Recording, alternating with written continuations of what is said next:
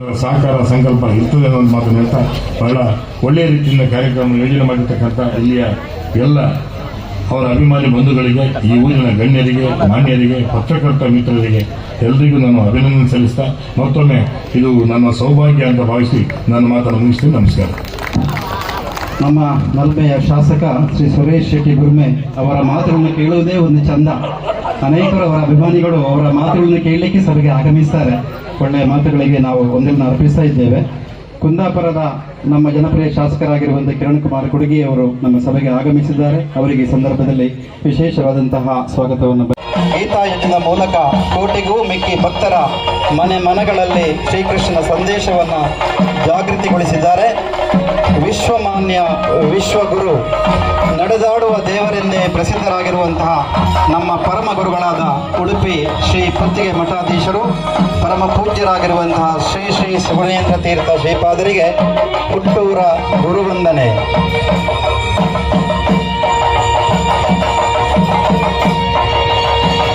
ದಯವಿಟ್ಟು ಎಲ್ಲರೂ ಒಮ್ಮೆ ಎದ್ದು ನಿಂತು ಅದು ಕಾರಣವಾಗ್ತಾ ಇದೆ.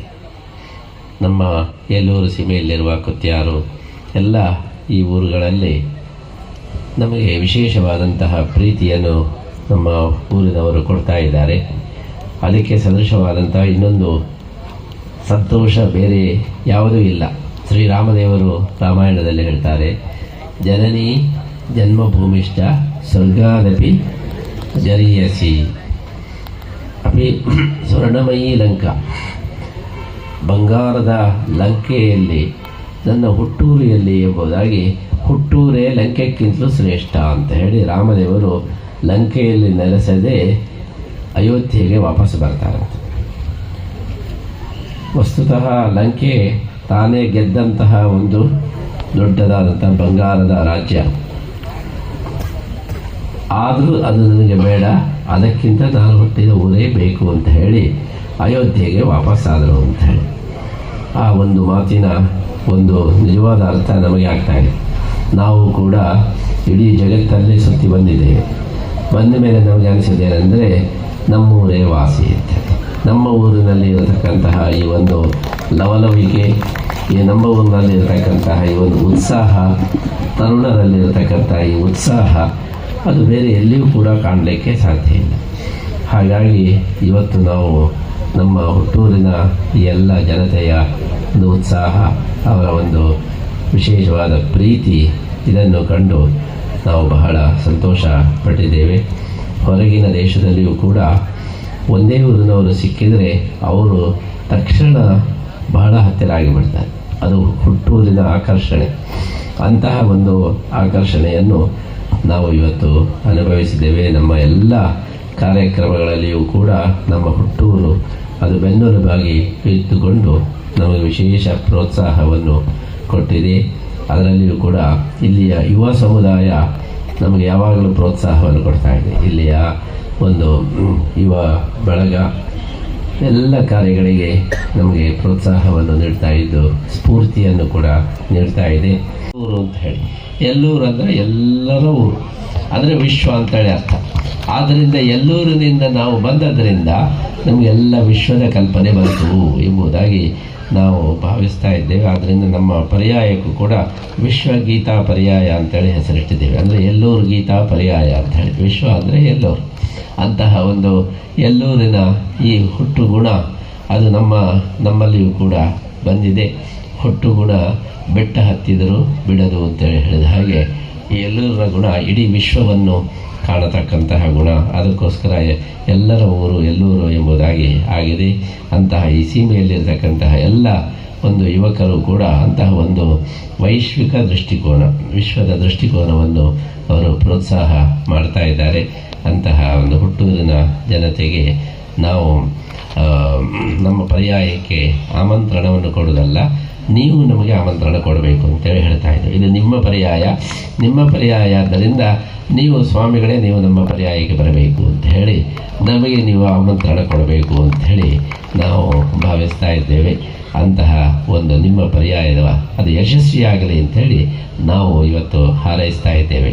ಹಾಗೆ ಗೀತಾ ಮಂದಿರದ ಉದ್ಘಾಟನೆ, ಅದೇ ರೀತಿ 2ನೇ ಪರ್ಯಾಯ, ಬೇರೆ ಬೇರೆ ಸಂದರ್ಭಗಳಲ್ಲಿ ಇಲ್ಲಿಯ ಎಲ್ಲ ನಮ್ಮ ಯುವಕರು ಎಷ್ಟು ಉತ್ಸಾಹದಿಂದ ಅವರು ಆಗಿದ್ದಾರೆ ಎಂಬುದನ್ನು ನಾವು ಉಳಿದ ಯುವಕರಿಗೆ ನಾವು ಎತ್ತಿ ತೋರಿಸ್ತಾ ಇದ್ದೀವಿ. ನೋಡಿ, ನಮ್ಮ ಹುಟ್ಟೂರಿನವರು ಬಂದು ಯಾವ ರೀತಿ ಪಾಲ್ಗೊಳ್ತಾ ಇದ್ದಾರೆ, ಹಾಗೆ ನೀವು ಕೂಡ ಬರಬೇಕು ಅಂತ ಹೇಳಿ ಅನೇಕ ಕಡೆ ನಾವು ಅದನ್ನು ಆದರ್ಶವಾಗಿಯೂ ಕೂಡ ತೋರಿಸ್ತಾ ಇದ್ದೇವೆ. ಮುಖ್ಯವಾಗಿ ಇಲ್ಲಿಯ ಯುವ ಬಳಗದ ಯುವ ಸಂಘದ ನಮ್ಮ ನವೀನ್ ಅವರು, ಅದೇ ರೀತಿ ಪ್ರಸಾದ್ ಅವರು, ಎಲ್ಲರಿಗೂ ಮೂಲ ಸ್ಫೂರ್ತಿಯಾಗಿ ನಮ್ಮ ಶ್ರೀಧರ ತಂತ್ರಿಯವರು ಅವರು ಆದರ್ಶ ಪುರೋಹಿತರು ಅಂತ ನಾನು ಭಾವಿಸ್ತಾ ಇದ್ದೇನೆ. ಯಾಕೆಂತ ಹೇಳಿದರೆ, ಶಾಸ್ತ್ರದಲ್ಲಿ ಪುರೋಹಿತ ಶಬ್ದಕ್ಕೆ ಏನು ಅರ್ಥ ಹೇಳಿದ್ದಾರೆ ಅಂದರೆ ಮುಂದೆ ಹೋಗುವವರು ಅಂತ ಅರ್ಥ. ಸಂಸ್ಕೃತದಲ್ಲಿ ಪುರೋಹಿತ ಅಂದರೆ ಮುಂದಾಳು ಅಂತ ಅರ್ಥ, ಪುರಃ ಗಚ್ಚತಿ. ಆದ್ದರಿಂದ ಸಾಮಾನ್ಯವಾಗಿ ಪುರೋಹಿತರು ಅವ್ರ ಮೂಲೆಯಲ್ಲಿರ್ತಾರೆ, ನಮ್ಗೆ ಪೌರೋಹಿತ್ಯ ಆದರೆ ಸಾಕು, ಮತ್ತು ನಾವು ಯಾವುದರಲ್ಲಿ ಇಲ್ಲ ಅಂತ ಹೇಳಿ. ಆದರೆ ಶ್ರೀಧರ ತಂತ್ರಿ ಹಾಗಲ್ಲ, ಎಲ್ಲ ವಿಷಯದಲ್ಲಿ ಮುಂದಾಳುವಾಗಿ ಹೋಗತಕ್ಕಂಥ ನಿಜವಾದ ಪುರೋಹಿತರು. ಹಾಗಾಗಿ ನಮ್ಮ ಹುಟ್ಟೂರಿನ ಒಂದು ಹೆಮ್ಮೆಯ ಒಂದು ಪುರೋಹಿತರು ಅಂದರೆ ಶ್ರೀಧರ ತಂತ್ರಿಗಳು. ನಮ್ಮ ಒಂದು ಆತ್ಮೀಯತೆಯನ್ನು ಇಟ್ಟುಕೊಂಡು ಯಾವಾಗಲೂ ಕೂಡ ನಮ್ಮ ಸ್ವಾಮಿಗಳು ಎಂಬುದಾಗಿ ಈ ಒಂದು ಪ್ರೀತಿ ವಿಶ್ವಾಸವನ್ನು ಇಟ್ಟು ಅದನ್ನು ಎಲ್ಲರಿಗೂ ಕೂಡ ಆ ವಿಶ್ವಾಸ ಬರುವ ಹಾಗೆ ಮಾಡ್ತಾ ಇದ್ದಾರೆ. ಅವಂತಹ ಒಂದು ವಿಶ್ವಾಸದ ಸಂಕೇತವಾಗಿ ಇವತ್ತು ಇಂತಹ ದೊಡ್ಡ ಒಂದು ಸನ್ಮಾನವನ್ನು, ಗುರುವಂದನೆ, ಇದೇ ರೀತಿ ಸಮಾಜವನ್ನು ಮುನ್ನಡೆಸ್ತಕ್ಕಂತಹ, ಸಮಾಜಕ್ಕೆ ಸ್ಫೂರ್ತಿಯಾಗಿರತಕ್ಕಂತಹ ಸಮಷ್ಟಿ ಚಿಂತನೆಯ, ಸಾಮಾನ್ಯವಾಗಿ ನಾವು ಹೇಳ್ತಕ್ಕಂಥ ವಿಚಾರ ಏನಂದರೆ, ನಾವು ನಮ್ಮ ವ್ಯಕ್ತಿಗತವಾಗಿ ಚಿಂತನೆಯನ್ನು ಮಾಡಬಾರದು, ಸಮಾಜಕ್ಕೋಸ್ಕರ, ದೇಶಕ್ಕೋಸ್ಕರ ಇಡೀ ಸಮಷ್ಟಿ ಚಿಂತನೆಯನ್ನು ನಾವು ಮಾಡಿದಾಗ ನಾವು ದೊಡ್ಡವರಾಗ್ತೇವೆ. ನಮ್ಮ ಬಗ್ಗೆನೇ ನಾನು, ನನ್ನ ಹೆಂಡತಿ, ನನ್ನ ಮಕ್ಕಳು ಇಷ್ಟೇ, ಅದಕ್ಕಿಂತ ಆಚೆ ನನಗೆ ಏನೂ ಬೇಡ ಹೇಳಿ ಈ ರೀತಿಯಾಗಿ ಚಿಂತನೆ ಮಾಡಿದರೆ ಮನುಷ್ಯ ಬೆಳೆಯುವುದಿಲ್ಲ. ನಮ್ಮ ಸಮಾಜ, ನಮ್ಮ ದೇಶ, ಈ ರೀತಿಯಾಗಿ ನಾವು ಎಷ್ಟೆಷ್ಟು ಜಾಸ್ತಿ ಚಿಂತನೆ ಮಾಡ್ತೇವೆ ಅಷ್ಟಷ್ಟು ನಾವು ಬೆಳೆಯಲಿಕ್ಕೆ ಸಾಧ್ಯ ಇದೆ. ಅಂತಹ ಒಂದು ವಿಶೇಷ ಅಭಿಮಾನ ನಮ್ಮ ಶ್ರೀಧರ ತಂತ್ರಿಯಲ್ಲಿಯೂ ಕೂಡ ಇದೆ. ನಮ್ಮ ದೇಶದ ಬಗ್ಗೆ, ನಮ್ಮ ಸಮಾಜದ ಬಗ್ಗೆ ಯಾವುದೇ ಕೆಲಸವಾಗಲಿ ಅಂತಹ ಕೆಲಸಕ್ಕೆ ಮುಂದೆ ನಿಂತು ಅದನ್ನು ಸಾಧಿಸ್ತಕ್ಕಂತಹ ಈ ಒಂದು ಗುಣವನ್ನು ನಾವು ನಮ್ಮ ಶ್ರೀಧರ ತಂತ್ರಿಯಲ್ಲಿ ನಾವು ಗುರುತಿಸಿದ್ದೇವೆ. ಅಂತಹ ಒಂದು ಗುಣ ಮಕ್ಕಳಲ್ಲಿಯೂ ಕೂಡ ಬರಬೇಕು, ಎಲ್ಲ ಯುವಕರಲ್ಲಿಯೂ ಕೂಡ ಬರಬೇಕು. ಆವಾಗ ಇಡೀ ದೇಶವೇ ಅದು ಮುಂದಾಳುವಾಗಲಿಕ್ಕೆ ಸಾಧ್ಯ ಇದೆ. ಈ ದೃಷ್ಟಿಯಲ್ಲಿ ಶ್ರೀಧರ ತಂತ್ರಿಯವರನ್ನು ಕೂಡ ನಾವು ಈ ಸಂದರ್ಭದಲ್ಲಿ ವಿಶೇಷವಾಗಿ ಅಭಿನಂದಿಸ್ತಾ ನಮ್ಮಗಳನ್ನು ಯಶಸ್ವಿಯಾಗಿ ನಡೆಸಿಕೊಡಬೇಕು ಅಂತೇಳಿ ಶ್ರೀಧರ ತಂತ್ರಿಯನ್ನು, ಅದೇ ರೀತಿ ಎಲ್ಲ ಯುವಕರನ್ನು, ನಮ್ಮ ಊರಿನ ಎಲ್ಲ ಪ್ರಮುಖರನ್ನು ಕೂಡ ಈ ಸಂದರ್ಭದಲ್ಲಿ ನಾವು ಆಮಂತ್ರಿಸುತ್ತಾ ಮತ್ತೊಮ್ಮೆ ಎಲ್ಲರಿಗೂ ಕೂಡ ಶ್ರೀಕೃಷ್ಣ ಮುಖ್ಯ ಪ್ರಾಣದೇವರ ಅನುಗ್ರಹವನ್ನು ಪ್ರಾರ್ಥಿಸ್ತಾ ಇದ್ದೇವೆ. ಎಲ್ಲ ಉತ್ಸಾಹಕ್ಕೆ ಒಂದು ಕಲಶ ರೂಪವಾಗಿ ನಮ್ಮ ಕಾಪುವಿಗೆ ಒಳ್ಳೆಯ ಶಾಸಕರು ಕೂಡ ಸಿಕ್ಕಿದ್ದಾರೆ. ನಮ್ಮ ಗುರ್ಮೆ ಸುರೇಶ್ ಶೆಟ್ಟರು ಅವರು ಕೂಡ ಎಲ್ಲರೂ ಕೂಡ ಸೀಮೆಯವರೇ. ಹಾಗಾಗಿ ನಮ್ಮ ಮಠಗಳಿಗೂ ಅವರೇ ಮೂಲ. ಯಾಕಂದರೆ ನಾವು ಹುಟ್ಟಿದ ಊರಿಗೂ ಅವರು ಶಾಸಕರು. ಹಾಗೆ ನಮ್ಮ ಮಠದ ಊರು ಕಾಪು ಕ್ಷೇತ್ರದಲ್ಲೇ ಬರ್ತದೆ. ನಮ್ಮ ಪುತ್ತಿಗೆ ಗ್ರಾಮ ಅದು ಕಾಪು ಕ್ಷೇತ್ರದಲ್ಲೇ ಬರ್ತದೆ. ಹಾಗಾಗಿ ಕಾಪು ಕ್ಷೇತ್ರದಲ್ಲಿ ಅಷ್ಟಮಠದ 3 ಮಠಗಳು ಇಲ್ಲೇ ಇದೆ. ಹಾಗೆ 4 ಮಠಗಳು, ಪನಿವಾರ ಮಠ, ಅದಮಾರು ಮಠ, ಪುತ್ತಿಗೆ ಮಠ, ಶೀರೂರು ಮಠ, ಹೀಗೆ 4 ಮಠಗಳ ಪ್ರತಿನಿಧಿಯಾಗಿ ನಮ್ಮ ಇಲ್ಲಿ ಶಾಸಕರು ಇದ್ದಾರೆ.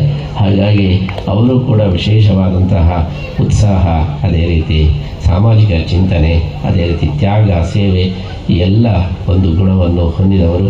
ಅವರ ನೇತೃತ್ವದಲ್ಲಿ ಕಾಪು ಜನರ ಎಲ್ಲ ಒಂದು ನಮ್ಮ ಹುಟ್ಟೂರಿನ ಎಲ್ಲ ಅಭಿಮಾನಿಗಳ ನೇತೃತ್ವದಲ್ಲಿ, ನಮ್ಮ ಶ್ರೀಧರ ತಂತ್ರಿ ಅವರ ನೇತೃತ್ವದಲ್ಲಿ ವಿಶ್ವಗೀತ ಪರ್ಯಾಯ ಅದು ಅತ್ಯಂತ ಯಶಸ್ವಿ ಪರ್ಯಾಯ ಆಗುವ ಹಾಗೆ ಆಗಿ ಉಡುಪಿ ಶ್ರೀಕೃಷ್ಣ ಮುಖ್ಯ ಪ್ರಾಣದೇವರ ಅನುಗ್ರಹ ಎಲ್ಲರಿಗೂ ಕೂಡ ಲಭಿಸುವಂತಾಗಲಿ ಅಂತ ಹೇಳಿ ಈ ಸಂದರ್ಭದಲ್ಲಿ ನಾವು ಹಾರೈಸ್ತಾ ನಮ್ಮ ಮಾತನ್ನು ಮುಗಿಸ್ತಾ ಇದ್ದೀವಿ. ಮನದಲ್ಲಿ ನಿರಂಕಾರ, ಚಿತ್ತದಲ್ಲಿ ನಿರಪೇಕ್ಷ, ಭಾವದಲ್ಲಿ ದಿಗಂಬರ. ಹೀಗೆ ಮನುಕುಲದ ಸೇವೆಯನ್ನೇ ಅನ್ನ, ಅರಿವೆ, ಹಸು, ಆತ್ಮ, ಅಮೃತ ಅಂತ ಭಾವಿಸಿ ನಮಗೆಲ್ಲರಿಗೂ ಮಾರ್ಗದರ್ಶನ ಮಾಡಿರ್ತಕ್ಕಂಥವ್ರು, ವಿಶೇಷವಾಗಿ ನನ್ನ ಪೂಜ್ಯ ಗುರುಗಳು, ನನ್ನ ಆತ್ಮೀಯ ಗುರುಗಳು, ಅವರ ಅಡಿಗಳಿಗೆ ನನ್ನ ಮುಡಿಯನ್ನು ಬಾಗ್ತೇನೆ, ಅವರ ಆಶೀರ್ವಾದವನ್ನು ಯಾಚನೆ ಮಾಡ್ತೇನೆ. ನಾನು ಮುಟ್ಟಿ ಪೂಜೆ ಮಾಡೋಂಥವ್ರು. ಹಾಗಾಗಿ ನೀವು ಸಂಕಲ್ಪ ಮಾಡಿದರೆ ಆಗ್ತದೆ ಅಂತಕ್ಕಂಥ ಮಾತನ್ನು ಇವತ್ತು ನಾನು ಅವ್ರ ಮುಂದೆ ಹೇಳ್ತಾ ಇದ್ದೆ. ನನ್ನ ಯೋಗ ಅಂತ ಭಾವಿಸ್ತೇನೆ.